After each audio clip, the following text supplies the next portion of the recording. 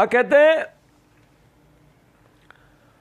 میں پورا لیکچر بھی اس حوالے سے دیا، مسئلہ نمبر 141 اسماء و صفات کے حوالے سے، علم الکلام کے حوالے سے، ahlsunnat.pak.com پہ دیکھ سکتے ہیں، مسئلہ نمبر 41 کے نام سے نور من نور اللہ وحدت الوجود اور علم الکلام اس ٹاپک کے اوپر۔ امام مالک کا قول، اس پہ امت کا اجماع ہوا ہے۔ امام مالک کہتے ہیں اللہ تعالیٰ کا عرش پر استوا معلوم ہے، یعنی کہ ہمیں قرآن سے پتہ ہے کہ اللہ تعالیٰ اپنے عرش پہ مستوی ہے۔ بیٹھا ہوا ترجمہ نہیں کریں گے، بیٹھا ہوا ترجمہ نہیں کریں گے، مستوی ہے۔ عربی کو عربی رہنے دیں، عربی کو عربی مرزا جی عربی کو عربی رہنے دیتے ہیں، وسیلے کا معنی بھی نہیں کرنا، کبھی وسیلہ کا معنی نہیں کرنا۔ کچھ بات آ رہی ہے سمجھ میں یا نہیں؟ اور عربی کو عربی رہنے دو نا یار۔ جب تم وسیلے کا معنی مرزا جی اللہ کا قرب کرتے ہو اس وقت شرم آتی ہے، حیا آتی ہے۔ کیا حیا آتی ہے؟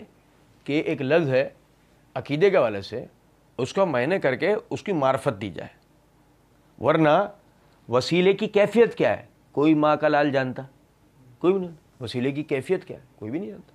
یہ تو ایک عقیدہ ہے نا، کسی عقیدے کی کیفیت کا پتہ لگ سکتا نہیں ہے۔ سمجھے ذرا بات کو۔ نبی صلی اللہ علیہ وسلم نے معراج کی عقیدہ ہے، اس سفر کی کیفیت کیا ہے کوئی جانتا؟ اس سفر کی کیفیت کوئی نہیں جانتا۔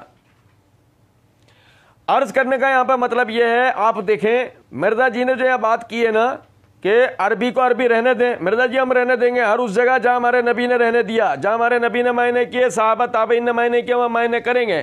اور رہ گئے تمہارا خیال، تو نکار خانے میں طوطی کی کون سنتا ہے؟ اور نہیں سمجھے ہو کچھ بات، تم تو طوطی بھی نہیں ہو پورے طریقے سے، تمہارا تو پتہ نہیں لگ رہا طوطا ہو یا طوطی ہو۔ سنو ذرا بات کو۔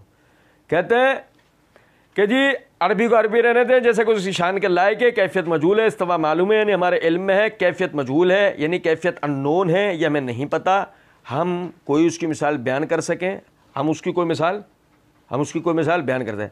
استوا کی ہم کوئی مثال بیان نہیں کر سکتے، لیکن قربت کی مثال تمہاری اونٹ کی گردن سے بھی زیادہ قریب ہے۔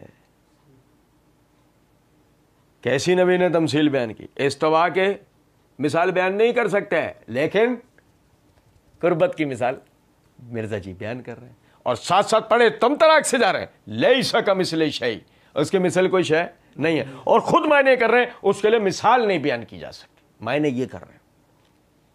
بات میری سمجھ رہے ہیں؟